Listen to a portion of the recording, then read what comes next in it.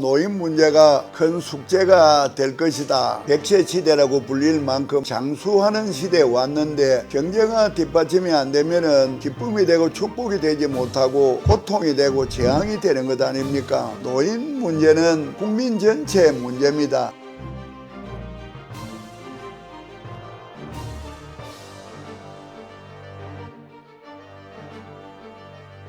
반갑습니다. 네, 반갑습니다. 관심을 갖게 된 때가 언제부터? 제가 2000년에 세 번째 국회의원에 당선이 되었습니다. 그런데 그 2000년도에 우리나라 노인 인구가 7%를 딱 넘어섰거든요. 그래서 유엔이 7%를 넘어서면은 고령화 사회 진입이라고 정해놨는데 우리나라가 제가 3선 국회의원이 되었을 때에 고령화 사회 진입을 하게 되었습니다. 그런데 예감적으로 앞으로 우리나라 노인 나이가 증가 속도도 빠를 것 같고 앞으로는 우리나라가 노인 문제가 큰 숙제가 될 것이다. 노인 문제가 국가의 큰 짐이 될 것이다. 그런 생각이 들어서 제가 국회의원들 연구 모임이 있습니다. 예산도 지원하고 이래서 국회의원들이 연구활동을 하는데 그 연구 모임으로 제가 노인복지정책연구회를 창립을 해가지고 그 발기 취지문을 299명 전체 국회의원한테 우편으로 보내고 찾아도 가고 전화도 하고 그렇게 해서 여야 간에 약 100명 정도가 호응을 해가지고 지금까지 국회에서 연구 모임에 그런 많은 의원이 동참한 경우가 없는데 100여 명의 그 회원을 확보를 해가지고 국회 그 의원회관 대회의실에서 국회 노인복지정책연구회 창립을 했습니다. 그때에 노인 문제를 다루기 때문에 대한노인회 회장단도 초청하고 전국의 대학에서 노인복지 문제를 다루는 교수들도 초청을 하고 그 복지관 협회 임원들도 초청을 해서 대한노인회 회장단과 함께 국회 노인복지정책연구회를 창립을 했는데 그때 저를 또 회장으로 뽑아주어서 제가 회장이 당선되고 난 이후에 분기마다 대한노인회와 함께 그 노인복지정책 토론회를 개최하고 TV나 라디오에 자주 출연해서 노인 문제의 중요성을 역설하고 신문이나 잡지에 기고를 하면서 노인 문제의 중요성을 역설하고 그래서 제가 2000년도에 고령화 사회에 진입할 때에 국회의원 시절에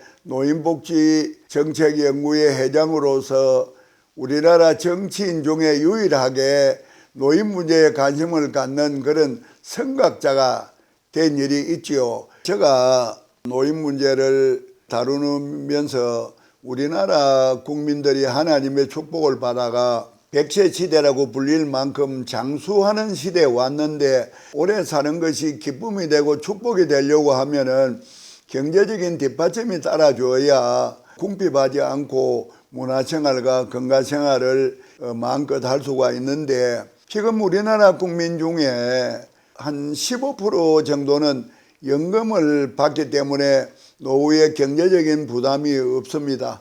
그리고 한 5% 정도는 자영업을 해서 자기 노년의 단도리가 되어 있는 사람들이 있는데 약 80%의 사람들은 자기가 벌어야 사는 그런 사람들입니다.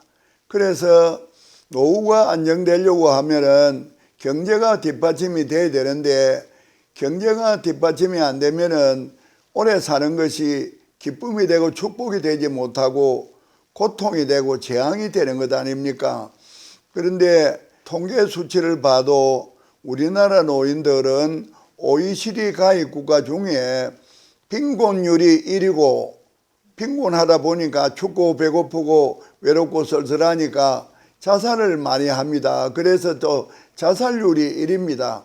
그런데 이런 통계를 봐도 우리나라 노인들이 얼마나 어려운 환경에 있느냐 하는 것을 웅변으로 말해준다고 생각을 하거든요. 그래서 앞으로 제가 노인들의 노후가 안정되고 경제적으로 그래서 건강생활과 문화생활을 즐겨하면서 행복하게 살아가는 그런 노인 환경을 만들어야 되겠다. 그래서 대한노인회 회장이 되면서 여기 뒤에 있는 슬로건처럼 노인이 행복한 세상을 만들겠다. 그런 목표를 가지고 노력을 하고 있습니다. 일자리가 있어야 되는데 노인들 일자리를 개발하기 위해서 우리나라는 월요일부터 금요일까지 주 5일제 근무를 하는 나라입니다. 그래서 공무원도 월요일부터 금요일까지 일하고 토요일은 쉬고 기업체도 월요일부터 금요일까지 일하고 토요일은 쉬지 않습니까? 그래서 일을 안 하고 쉬는 토일 그날을 노인들에게 짭으로 일을 시켜달라. 이런 것을 내가 정부에다 건의를 합니다. 그러니까 토일 노인사원, 다시 말하면 주민센터 같은 데에 컴퓨터를 잘 다루는 노인이 한두 사람씩만 근무를 해도 전국의 주민센터가 수천 개나 되니까 많은 사람이 또 일을 할 수가 있는데 일반 시민들도 일이 바빠가지고 월요일부터 금요일까지 인감증명이나 주민등록등본이나 이런 서류를 발급하지 못한 사람들은 주말에 토요일에 집에 쉴 때에 주민센터가 문이 열어져 있으면은 거기 가서 인감증명이나 주민등록등본이나 이런 서류를 발급받으니까 시민들에게는 편의가 제공이 되는 그런 장점이 있고 노인들은 또 짭으로 토요일에 일을 하면은 한 달에 4주가 저런 달에는 토일 8일간 일을 하게 되고 한 달에 5주가 들은 달에는 10일간 일을 하게 되는데 최저임금으로 한 10,000원을 시간당 주더라도 약 60만 원 벌이가 되는 그런 노인 일자리가 될 수가 있습니다. 그래서 노인 일자리로 토일 주말 사원이 도입될 수 있는 가능성이 지금 시작이 된 것이 큰 보람이고요. 가장 해결하고 싶은 문제가 있으실지. 일본 같은 데는 세계적으로 초고령 사회가 제일 빨리 시작된 나라 아닙니까? 그러면 일본 같은 데는 노인 문제가 좀 먼저 경험을 했기 때문에 정책적으로 좀 앞서가는 점들이 있어서 우리가 일본 같은 그 먼저 된 나라에 벤치매킹을 하고 있기는 있습니다. 그런데 일단은 노인이 노후가 안정되고 행복하기 위해서는 경제적인 뒷받침이 확실히 돼야 될 것 아닙니까? 그래서 여기에 이재명 후보나 윤석열 후보나 또는 송영길 더불어당 대표나 또 윤호중 원내대표나 김기현 국민의힘 원내대표나 이런 사람들이 노인 숫자가 많으니까 내년 대통령 선거를 위해서 많이 찾아옵니다. 그래서 내가 그런 분들에게 노인들이 일단은 오래 사는 것이 기쁨이 되고 축복이 되려고 하면은 노령수당을 보편적 복지 개념으로 바꿔가지고 선진국에서는 100만 원씩을 주는 나라가 많은데 우리가 한꺼번에 100만 원 주려면 국가가 부담이 되니까 내년에 대통령 당선대가 대통령 취임 첫 해인데 첫 해에 50만 원 보편적 복지 개념에서 50만 원을 노인한테 지급을 해달라. 그리고 1년에 10만 원씩을 인상을 해서 다음에는 60만 원, 그 다음에는 70만 원, 그 다음에는 80만 원, 그 다음에는 90만 원. 임기가 끝나는 2017년에는 100만 원이 지급이 되도록 하면은 안 좋겠느냐. 그거를 꼭 공약을 하고 실천을 해달라. 이거를 내가 요구를 강하게 하고 있는데 신문지상이나 언론에 보도될 때에 여야 간에 그 월 100만 원을 받는 문제를 풀어나가는데 적극적으로 호응을 하겠다 하는 것이 그 당의 방침으로 정해지는 것 같습니다.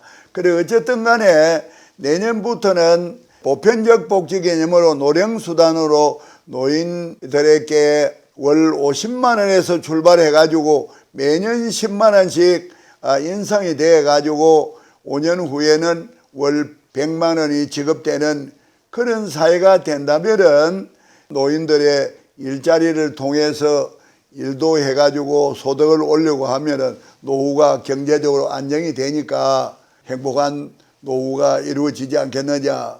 그래서 거기에다가 제가 전념을 하면서 꼭 실천을 하려고 노력을 하고 있습니다.